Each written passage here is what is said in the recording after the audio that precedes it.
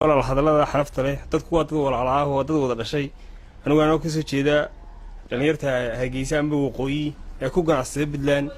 ama Garowe ha noqoto waxa wanaag aan ahayn iyo sharaf iyo ciisahan kuma noolin dad wanaagsan weeyaan siyaasiyiinta sidoo isku haya waxaan leenahay war dadka isku dirina dantiina iyo danta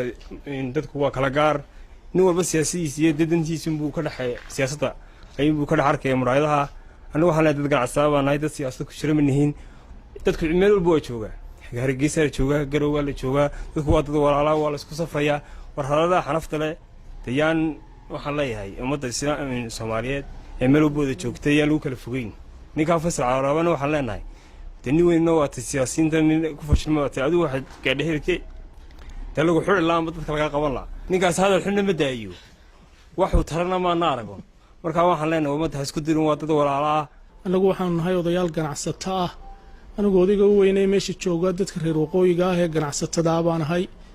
waxaan ka ganacsanaa magaalada Garowe waxaan ka soo jeednaa magaalada Hargeysa aniga ninkan aan isku dhinac fadhinaaba Hargeysa aan ku dhalanay abahayo ku dhashay awoyaasha ku dhashay reer Hargeysa salaam nahay halkana waan ka ganacsanaa waxaana aan maanta doonaynaa inaan jaaniskan uga faa'iideysano ninka Faysal Waraabe awal dadku buu caay jiray maalinba reer buu ku rarnaa maalinba gobol buu ku rarnaa maalinba qof buu ku rarnaa hadda waxa la yiraahdaa alam tarana soo dhaafiyo hadda dadkii buu isku diraya in loo jawaabo waxa keenay dadkii buu isku dirayaa ummadii walaalaha Soomaaliyeed buu doonayay inuu dab isugu dhiibo dad dhalinyaro ah oo shabaab ah oo wax baranaya oo mutacalimiina oo Soomaaliya oo dhan wada anfici lahaa ayuu ninkaasi farta ku fiiqay ninkii aqoon gaabka ahaa iyo ninkii mangaabka ahaa aan waxba kala garanahay ayuu farta ugu fiiqay arinta dadka reer Boorame si wanaagsan bay uga jawaabeen jaamacaddu si wanaagsan bay uga jawaabtay anana waa ka jawaabeynaa dadka reer Soomaaliland ka soo jeeda ee degan gobolada Puntland hadii aanu nahay waxa weeyaan dadku waa dad walaalaha meel kuma kala maqna dadka ugu faraha badan ee baasaboorka Garowe ka qaata waxay ka yimaadaan magaalada Hargeysa iyo Burco nin kasta oo Garowe yimidna anana waa ka marakacayna isna waa ka marakacaya sida wanaagsan ee walaalnimada leh ee loo soo dhaweeyo ee loo qaabilo ee loogu shaqeeyo waxaan ka marakacayna iyaga idaawan doonaana ay ka marakici doonaan oo nin igu beenin doona aanu jirin in loogu shaqeeyo sida dadka deegaanka u dhashay Garowe ku dhashay si ka wanaagsan oo ka sharaf badan oo ka gobonimo badan in loogu shaqeeyo si aan loogu shaqeyn dadka reer Garowe ayaa loogu shaqeeyaa qof waliba fikrad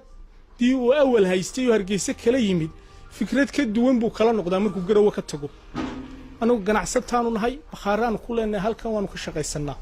meesha ugu faraha badan ee aanu alaabta u doonanaa waa magaalada Hargeysa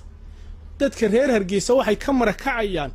gobolada ugu macaashka badan ee lacag uga timaada in gobolada reer Puntland yihiin waxa weeyaan waa ka marag ninka kasto ay daawanaya Hargeysa bakhaar ku haysta ama China ama Hindiya alaab ka keena suuqa koobaad ee ay haystaan waa dadka reer Puntland weeyaan dadku waa walaalo meel kuma kala go'aya waxa weeyaan ninka Boosaaso jooga isagoo ninka Hargeysa jooga aan aqoon isu lahayn buu lacagtiisa u dirtaa ka gaalkacyo jooga lacagtiisa u dirtaa looga soo adeega kuwa Hargeysa bakhaarada ku haysta iyagoo aan aqoon u lahayn bay u soo raraan alaab aan lacag ba ka haynin dadku saasa walaalnimadoodu tahay iyagoo aqoon isu lahayn in macaamilada inta leeg iyo mu'aaminada inta leeg ay dhex marto waxa weeyaan Faysal nin war haya maaha haduu og yahay dadka Soomaaliyeed xiriirka ka dhaxeeya sida uu hadlay Faysalna waxaan leenahay yaa waldadku baad caay jirtay maanta gobol walba waa lagaaga jawaabay ninka nabadoon Yaasiin ee gaalkacay ka jawaabay si wanaagsan oo sharaf leh oo odaynimo oo karaamo leh buu hadlay adiga hadalkaaga iyo hadalka nabadoon Yaasiin hadii la isbarbar dhigo inta cirka iyo dhulka isu jiraan midna Soomaalinimo ka dhadhamaysa midna wax alaala wax lagu sifeeyay nin waaliin nin yar qab la garan maayo Faysal siyaasadda wad ku saaqaday waxaan ku leenahay ninkii isqarin lahaa baa tahay nin maanta afka reer Soomaaliland iyo afka reer Hargeysa ku hadlamatiid dadka reer Awdal waxaan leenahay si gobonimo leh oo sharaf laba u hadashay